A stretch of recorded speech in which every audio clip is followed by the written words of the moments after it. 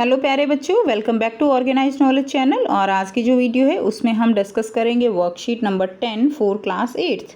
विषय हिंदी है और ये जो वर्कशीट है आपके लिए 24 अगस्त 2021 के लिए शेड्यूल्ड है।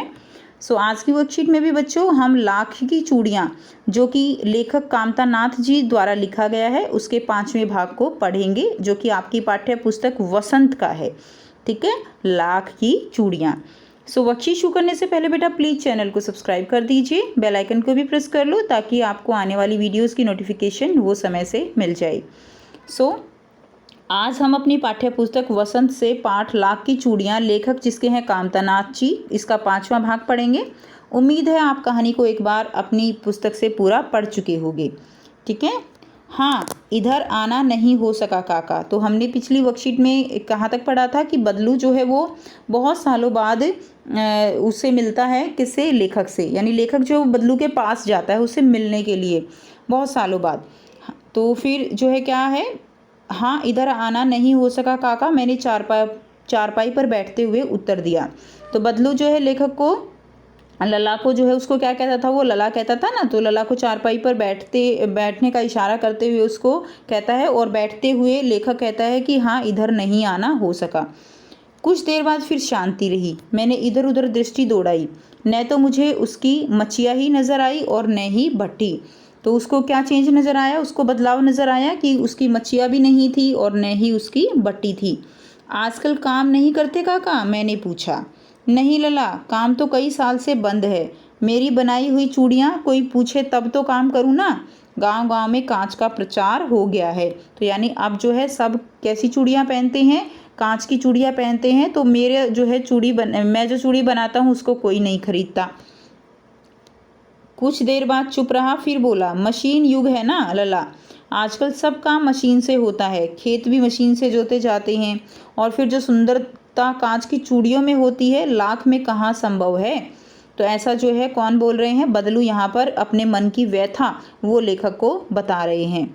लेकिन कांच बड़ा खतरनाक होता है, बड़ी जल्दी टूट जाता है, मैंने कहा। लेखक यहाँ पर उनको बताते हैं कि कांच जो है वो, बेशक कांच की चूड़ियाँ प्रचलित हो चुकी हैं, लेकिन वो जो है खतरनाक है, हाथ में लग जाता है, जल्दी टूट जाता है। नाजुक तो फिर होता ही है लला। कहते कहते उसे खांसी आ गई और कुछ देर तक खांसता रहा। मुझे लगा उसे दमा है। अवस्था के साथ साथ उसका शरीर ढल चुका था। उसके हाथों पर और माथे पर नसें जो है वो उभर आई थी। यानी अब वो जो है उनका शरीर क्या था कि बूढ़े हो चुके थे, तो शरीर भी ढल चुका था, और हाथों पर और माथे पर जो है जब बूढ़े हो जाते हैं तो नसें जो हैं वो दिखने लगती हैं। तो वही अवस्था यहाँ पर बदलू की दिखाई गई है। जाने कैसे उसने मेरी शंका भांप ली और बोला, दमा नहीं है मुझे, फसली खांसी है। तो यानी जैसे लेखक ने सोचा मन में, तो जैसे बदलू ने उसका मन पढ़ लिया और एकदम से उसको बोला कि मुझे दमा नहीं है। दमा यानी अस्थमा नाम की बीमारी होती है, फसली खांसी है। फसली यानी जैसे गेहूं कटते हैं तो एक वो उठता है ना, धूल सी उठती है, तो कुछ लोगों को उस मौसम में खांसी आने लगती है। तो किसी विशिष्ट या फसली या मौसम में होने वाली खांसी को हम फसली खांसी कहते हैं। यह महीने 2 महीने से आ रही है, 10-15 दिन में ठीक हो जाएगी। मैं चुप रहा। मुझे लगा उसके अंदर कोई बहुत बड़ी व्यथा है। व्यथा यानी, व्यथा का मतलब होता है परेशानी है। मैं कुछ देर तक सोचता रहा कि इस मशीनी युग ने कितने हाथ काट दिए। कितने हाथ काट दिए मतलब यहाँ पे क्या है बच्चों, कि हाथ काटने का मतलब बहुत लोगों से बेरोजगार छीन लिया। ठीक है, बहुत लोग बेरोजगार हो गए। रोजगार छीन लिया, बेरोजगार तो हो गए है ना, रोजगार छीन के वो बेरोजगार हो गए। जैसे कि पहले लोग जो है फसलें काटते थे तो उनके पास रोजगार था, लेकिन अब फसलें जो है वो मशीनों से काटी जाने लगी तो लोग बेरोजगार हो गए। ठीक है, अब पहले लोग बहुत सारे बांस से जो है घरेलू वस्तुएं बनाते रहते थे, टोकरियाँ बनाते थे, लेकिन अब वो चीज़ें नहीं चलती हैं, मशीनी चीज़ें ज़्यादा चलती हैं। तो इसीलिए ऐसे लोगों का जो व्यवसाय है वो बंद हो गया, जो इन छोटे छोटे घरेलू उद्योगों के ऊपर आधारित थे। कुछ देर बाद फिर शांति रही, जो मुझे अच्छी नहीं लगी। आम की फसल अब कैसी है काका? कुछ देर पश्चात मैंने बात का विषय बदलते हुए पूछा। अच्छी है लला, बहुत अच्छी है, उसने लहक कर उत्तर दिया, यानी खुश होकर उत्तर दिया, और अंदर अपनी बेटी को आवाज़ दी, अरे रज्जो, लला के लिए आम तो ले आ। फिर मेरी और मुखातिब होकर बोले। मुखातिब यानी किसी की तरफ जब हम मुंह करके बात करते हैं, अब किसी से बात करते हैं तो उसकी तरफ मुंह करके बात करेंगे। तो इसी तरह मेरी तरफ मुखातिब होकर बोले, तुम्हें आम खिलाना, माफ़ करना लला, तुम्हें आम खिलाना भूल गया था। तो ये वार्तालाप जो है दोनों के बीच होती है। अब नए शब्द यहाँ पर जो हैं देखिए, मचिया क्या होता है, छोटी खाट। दमा क्या है, अस्थमा नाम की बीमारी। फसली खांसी यानी किसी विशिष्ट फसल या मौसम में होने वाली खांसी है। व्यथा का मतलब क्या है, परेशानी। लहक्कर यानी खुश होकर। मुखातिब यानी किसी की ओर मुंह करके। अब बच्चों आपने ये जो है शब्द भी पढ़ लिए, अब हम करेंगे प्रश्न उत्तर। देखिए गद्यांश आपने पढ़ लिया ना, तो 5 जो है यहाँ पे बहुत ही आसान आसान से प्रश्न दिए गए हैं जिनके आंसर आपको करने हैं। Okay, so let's start. प्रश्न 1 दिया गया है, जब लेखक काफ़ी समय बाद बदलू के घर गया तो उसे क्या बदलाव नजर आया। तो उसने देखा कि अब अधिकतर सभी स्त्रियां कांच की चूड़ियां पहनती थी। एक तो मेन बदलाव यही था कि जिसके हाथों में देखो कांच की चूड़ियां जो है वो लेखक को नजर आ रही थी। तो उसने देखा कि अब जो है अधिकतर सभी स्त्रियां कांच की चूड़ियां पहनती थी, विरले हाथों में ही लाख की चूड़ियां दिखाई दी। बदलू को मिलकर तो लेखक हैरान ही रह गया, क्योंकि अब उस बेचारे का काम ही बंद हो गया था। नेक्स्ट देखिए, प्रश्न 2 है, गांव में बदलू का लाख की चूड़ियों का काम क्यों बंद हो गया था। गद्यांश पढ़कर अनुमान लगाइए। तो गांव में बदलू लाख की चूड़ियां बेचा करता था, परंतु जैसे जैसे कांच की चूड़ियों का प्रचलन बढ़ता गया उसका व्यवसाय ठप पड़ने लगा और बंद हो गया। तो ये आंसर आप यहाँ से लिख देंगे।